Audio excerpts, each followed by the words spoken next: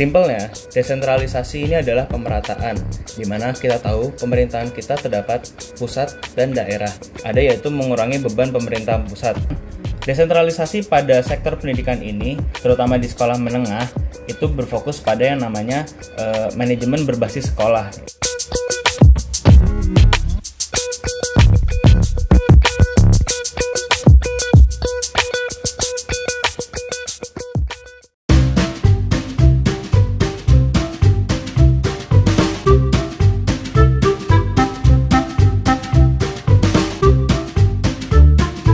Assalamualaikum warahmatullahi wabarakatuh. Perkenalkan, nama saya Biaktana Rapati Maghribi dari Prodi Ilmu Politik Angkatan 2023 dengan NIM 174231065. Pada video kali ini, pembahasan akan fokus kepada yang namanya yaitu desentralisasi.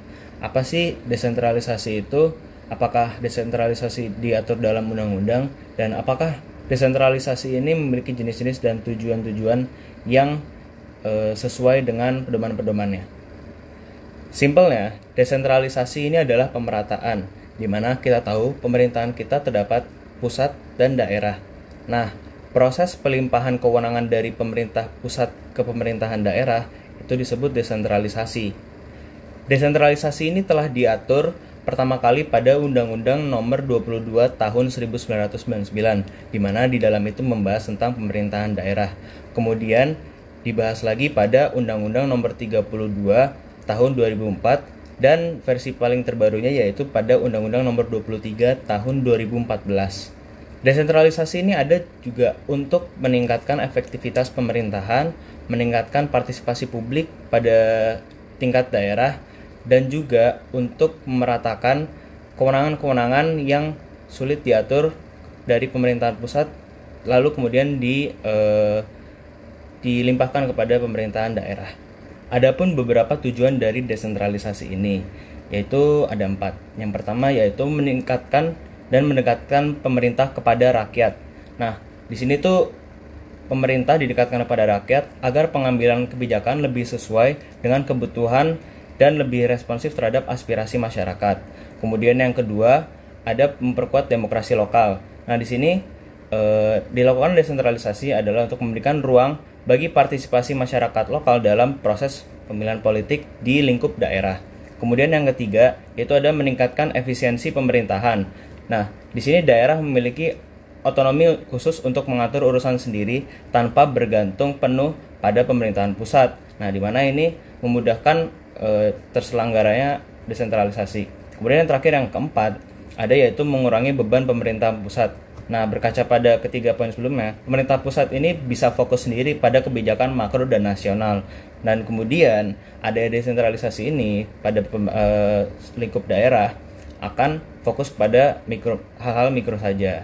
Adapun jenis-jenis dari desentralisasi itu sendiri, yaitu yang pertama ada desentralisasi fiskal, yang dimana desentralisasi fiskal ini mengatur kewenangan keuangan dari pemerintah daerah itu sendiri dan mengatur semua hal pada lingkup daerah itu. Contohnya seperti pendapatan asli daerah. Nah, kemudian di sini juga mengatur untuk transfer dana pemerintah dari pusat ke pemerintah daerah. Kemudian ada desentralisasi administratif yang dimana ini mengatur pelimpahan tugas administratif seperti layanan publik itu agar lebih mudah diakses oleh masyarakat daerah itu sendiri. Nah, kemudian dari kedua poin itu ada yang namanya desentralisasi politik, di mana pada desentralisasi politik ini pemberian kekuasaan penuh politik kepada pemerintah daerah langsung. Nah, hal ini ada contohnya seperti pada November tahun 2024 lalu, di mana dilaksanakan pemilihan kepala daerah. Nah, disitulah contoh desentralisasi politik di mana warga memilih langsung untuk pemilih kepala daerah dari daerah mereka masing-masing.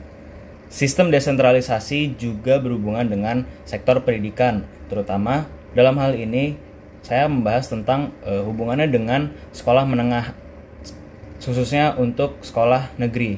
Nah, di sini diatur kembali pada Undang-Undang Nomor 23 Tahun 2014 bahwa di situ juga dijelaskan bahwa penyelenggara dialihkan kepada pemerintah provinsi dari yang awalnya pemerintah kota atau kabupaten.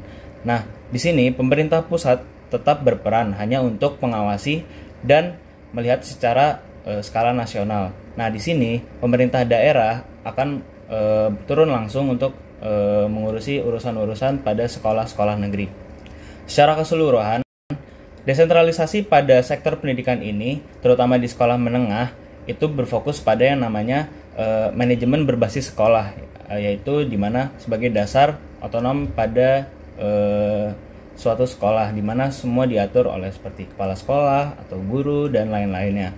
Kemudian aspek desentralisasi pada sekolah menengah ini ada juga pada PPDB, yaitu kita tahu penerimaan siswa, yang kemudian ada sistem bernama zonasi, di mana zonasi ini mengacu pada siswa-siswa yang berada dalam daerah tersebut. Nah, diharapkan ada sistem zonasi itu agar pada kawasan itu siswa lebih merata untuk masuk pada sekolah yang ada pada daerah tersebut. Nah, kemudian dalam sistem itu juga diintegrasikan oleh teknologi-teknologi yang lebih modern agar semua pelaksanaan kebijakan-kebijakan yang ada itu terlaksana dengan secara maksimal. Itulah contoh dari sistem desentralisasi pada sektor pendidikan, terutama sekolah menengah, baik sekolah menengah pertama dan sekolah menengah atas. Demikian pembahasan terkait apa itu politik desentralisasi. Terima kasih. Wassalamualaikum warahmatullahi wabarakatuh.